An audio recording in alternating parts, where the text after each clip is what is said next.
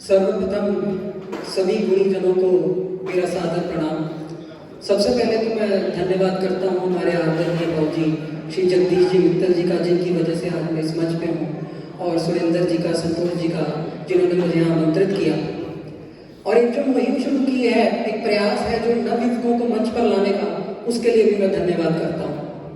ज़्यादा समय ना लेकर मैं मातृभूमि को समर्पित कुछ पंक्तियाँ करता हूँ कि राम के आदर्श को, सीता के संघर्ष को, राम के आदर्श को, सीता के संघर्ष को, शबरी के दर्श को, प्रेम के स्पर्श को, है नमन, है नमन। राम के आदर्श को, सीता के संघर्ष को, शबरी के दर्श को, प्रेम के स्पर्श को, खेवट की नैया को, कृष्ण की मैया को, वाह वाह, खेवट की नैया को, कृष्ण की मैया को, राधा की कन्हैया को, ग्वालों की गैया को, शत्रुघ्न के भैया को, वो भीष्म की शैया को, वो भीष्म की शैया को, है नमन, है नमन।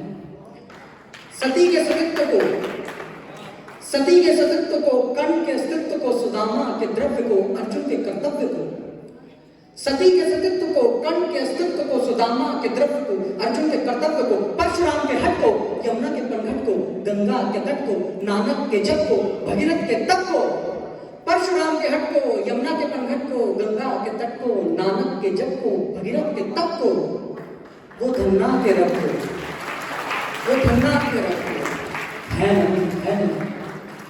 हरीश के न्याय को, गीता के अध्याय को, हरीश के न्याय को, गीता के अध्याय को, विवेका के स्वाध्याय को, विभीषण पराय को, बुद्ध की कहानी को, कबीर की वाणी को, अनसुईया सयानी को, भागवत पुरानी को, श्रवण की जवानी को, वो मीरा दीवानी को, वो मीरा दीवानी को, है नमन, है नमन।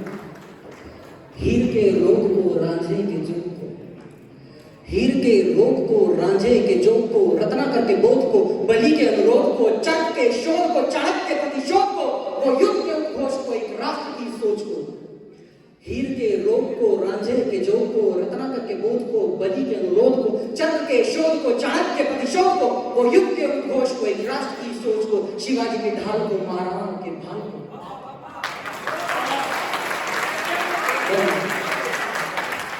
शिवाजी की ढाल को, महाराणा के भाल को, गोविंद के लाल को, आजादी की मशाल को, झांसी की हुंकार को, भगत की पुकार को, आजाद की दहाड़ को, वो शेरों की ललकार को, माटी के लिए प्यार को, माटी के लिए प्यार को, है नमन, है नमन।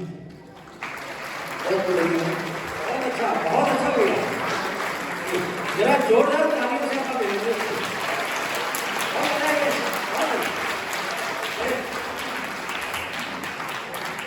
जीवन में जय और पराजय से बढ़कर अगर कुछ है, वो है अपने मूल्य और कर्तव्यों को कभी ना त्यागना। कैसी भी परिस्थिति हो, अपने धर्म को ना छोड़ना। ऐसी एक घटना मैं आपके समक्ष रखता हूँ। महाभारत के युद्ध को 17 दिन हो चुके हैं। आज कर्ण और अर्जुन के बीच में द्वंद्व हुआ। जब द्वंद्व चल रहा था तो कृष्ण आज कर्ण की बड़ी प्रशंसा कर रहे थे। अर्जुन के मन में बड़ी व्याकुलता हुई, बड़ी बेचैनी हुई कि हर बार मेरा मनोबल बढ़ाया जाता है, आज कर्ण की इतनी प्रशंसा की। दिन के अंत तक आते आते जैसे तैसे अर्जुन ने कर्ण का वध किया। वध करने के पश्चात उसके मन में कहीं ना कहीं अभिमान का एक बीज अंकुरित हुआ, और अपनी इस व्याकुलता, अपनी इस बेचैनी, अपने इस अभिमान के साथ सायंकाल में वो कृष्ण के शिविर में जा रहे हैं। आइए कविता में प्रवेश करते हैं। कविता का शीर्षक है दो पल। 17 दिन से चलते आए युद्ध को अल्प विराम लगा। साथ साथ चलिएगा और छुपे हुए भाव भी पकड़ने का प्रयास करिएगा कि 17 दिन से चलते आए युद्ध को अल्प विराम लगा।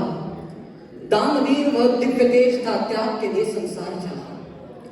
17 दिन से चलते आए युद्ध को अल्प विराम लगा। दानवीर वह दिव्य तेज था, त्याग के लिए संसार चला। आकुल हृदय लिए बढ़ता है अर्जुन शिविर की ओर को, जहां केशव ध्यान लगाए बैठे छोड़ के जग के शोर को। शिविर में भीतर आकर अर्जुन ने हरि को नमन किया। विचलित मन की कथा का अपने वचनों से कथन किया। अर्जुन वाच, अर्जुन शिविर में आके कृष्ण से क्या कह रहे हैं, सुनिएगा। हे गोविंद, हे गोविंद, जयगान हो रहा मेरा देखो सारे ही संसार में। जयगान हो रहा मेरा देखो सारे ही संसार में, अर्जुन अर्जुन नाम रह गया भीषण रण के सार में। जयगान हो रहा मेरा देखो सारे ही संसार में, अर्जुन अर्जुन नाम रह गया भीषण रण के सार में। गांडीव की टंकार हुई तो शत्रु का उर दहल गया, गांडीव की टंकार हुई तो शत्रु का उर दहल गया। मेरे बाणों की वर्षा से समर में फैका फैल गया, समा गए सारे के सारे धनुष से निकले तीरों में। किसकी तुलना करते थे प्राणहीन उन वीरों में। एक बात तुम्हें बतलाता हूं तुम व्यर्थ ही चिंतित रहते थे, एक बात तुम्हें बतलाता हूं तुम व्यर्थ ही चिंतित रहते थे। राधे का गुणगान कर बस कण कण ही कहते थे, शेषता के द्वंद्व में उसको कितनी बार हराया है।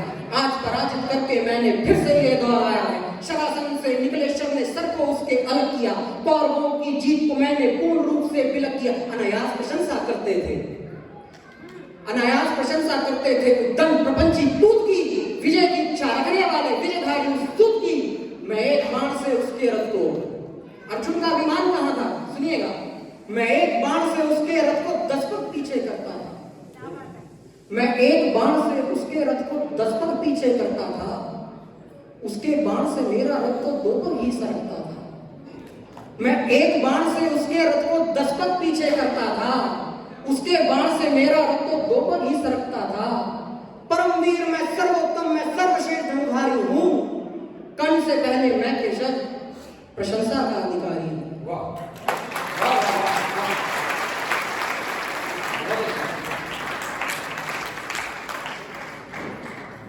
व्याकुल वचनों को सुनकर मुरलीधर ने मंदहास किया। देव कथा अर्जुन की ऐसे मन ही मन परिहास किया। कृष्णवाच कृष्ण बोलते हैं तुमसे, हे कौनते हे गांडीवधर, हे कौनते हे गांडीवधर क्या मैंने ज्ञान व्यर्थ दिया। हे कौनते हे गांडीवधर क्या मैंने ज्ञान व्यर्थ दिया। शिक्षा मेरी दी हुई का तुमने अर्थ निरर्थ किया। हे कौनते हे गांडीवधर क्या मैंने ज्ञान व्यर्थ दिया। शिक्षा मेरी दी हुई का तुमने अर्थ निरर्थ किया। एक विजय में अहंकार का पान किया। गीता का उपदेश भूलकर अहम दम अभिमान किया। महादानी उस महावीर को सूत पुत्र जो बोला है, पौरुष को तुमने उसके किस मापदंड पे तोला है। दानवीर ने जीवन भर का सबका है सम्मान किया। इन वचनों से तुमने अर्जुन वीरों का अपमान किया।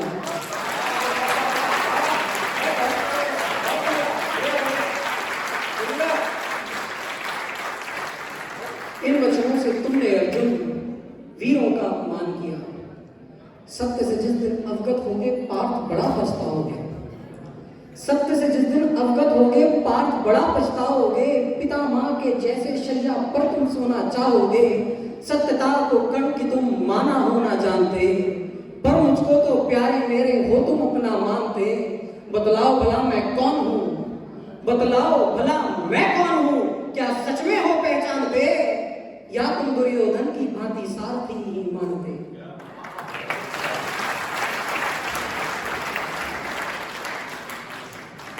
विनत विनय होकर अर्जुन ने हाथ जोड़ प्रणाम किया।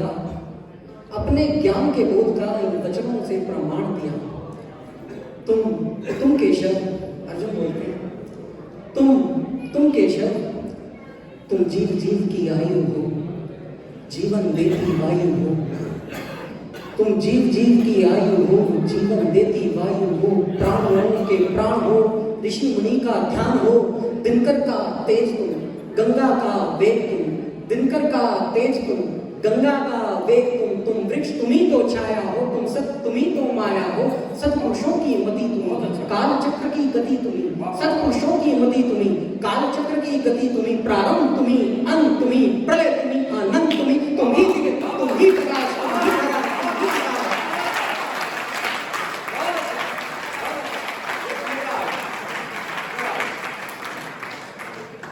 सत्पुरुषों की मति तुम्ही, काल चक्र की गति तुम्ही। प्रारंभ तुम्ही, अंत तुम्ही, प्रलय तुम्ही, आनंद तुम्ही। तुम ही प्रकाश, तुम ही धरा, तुम ही आकाश। तुम आधार, तुम ही तुषार, तुम साकार, तुम निराकार। तुम मौन हो, तुम ही पुकार। तुम समय के हर क्षण में, सृष्टि के कण कण में। तुम ब्रह्म हो, तुम शिव हो, तुम ही तो अंतर्यामी हो।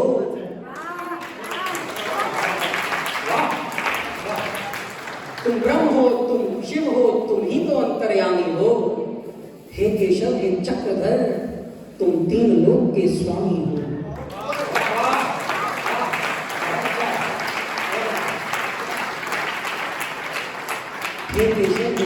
धन तुम 3 लोक के स्वामी हो।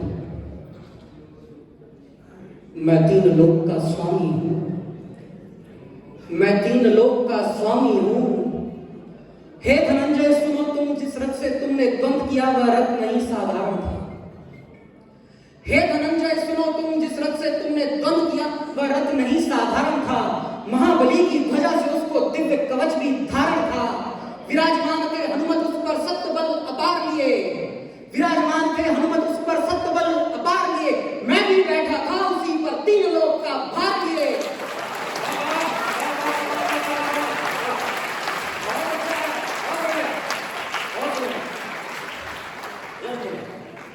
हे धनंजय सुनो, तुम जिस रथ से तुमने द्वंद किया वह रथ नहीं साधारण था। महाबली की ध्वजा से उसको दिव्य कवच भी धारण था। विराजमान थे हनुमत उस पर सत्य बल अपार लिए। मैं भी बैठा था उसी पर 3 लोक का भार लिए। वारिद भी गर्जन से पहले, दिनकर भी ढलने से पहले, पत्ता भी गिरने से पहले आज्ञा मेरी पाता था। चकित तो हूं मैं भी अर्जुन, अनुमति बिन पहिया रथ का कैसे सरका जाता था।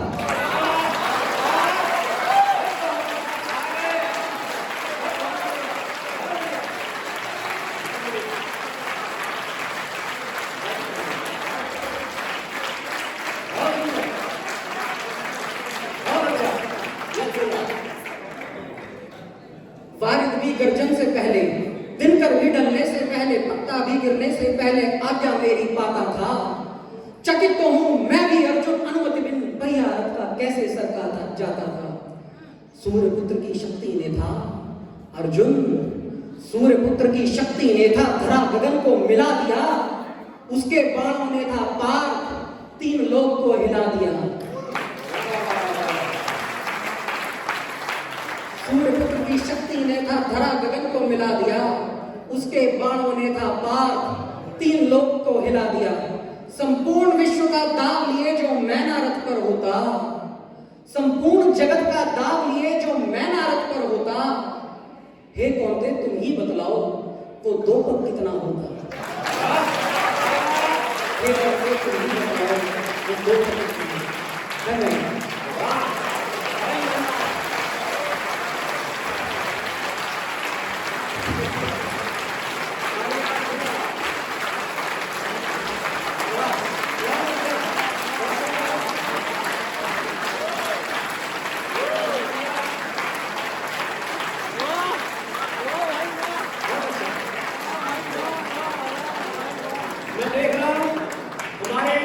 चंडीगढ़ राष्ट्रीय कवि संगम के संरक्षक श्री रमेश मित्तल जी बड़े खुश हैं और उदास भी हैं कि जब ऐसे कवि थे तो फिर इनको बाहर से पैसे देके क्यों बुलाए। और आज सौभाग्य से रमेश जी के अपने परिवार के सदस्य और उनके नए वो समूही जो कोरोना काल में हम उनसे मिलने से तब वंचित हो गए थे, श्री सुभाष अग्रवाल जी और उनके भाई साहब श्री रोशन अग्रवाल जी अम्बाला से विशेष रूप से आए। मैं उनका भी अभिनंदन करता हूँ और आप उनके निवेदन करता हूँ। ध्यान रखिए, ये राष्ट्रीय कवि संगम इस तरह के वो कवि जो ये वकील है, वकील ही रह जाते हैं और सारी धाराएं इतनी तेजी से बोलते, जितनी तेजी से कविता बोल रहे हैं। यदि आपको लगता है देशभक्ति की कविताओं का ज्वार उठाने के लिए हिंदुस्तान में ऐसे युवा कवियों की फौज चाहिए, तो उसके लिए हमारे आदरणीय बाबू जगदीश मित्तल की जरूरत पूरी जिंदगी लगा दी। और बहुत सारे ऐसे ट्रस्टी हैं जिन्होंने अपने कुबेर कोष में से अथाह धनराशि, जैसे कभी महाराणा प्रताप को धनराशि मिली थी भामा साहब से, ऐसे कुछ दानवीरों की वजह से ये बड़े बड़े कार्यक्रम हो पाते हैं और ये अपना काम इत्यादि छोड़कर भी अपने कवि धर्म को निभाने की सोचते हैं। यदि आपको लगता है कि हम इस पुण्य कार्य में आगे बढ़ना चाहते हैं, मैं निवेदन करता हूँ, श्री सुरेंद्र सिंगला जी तो लगे हुए हैं, ऐसे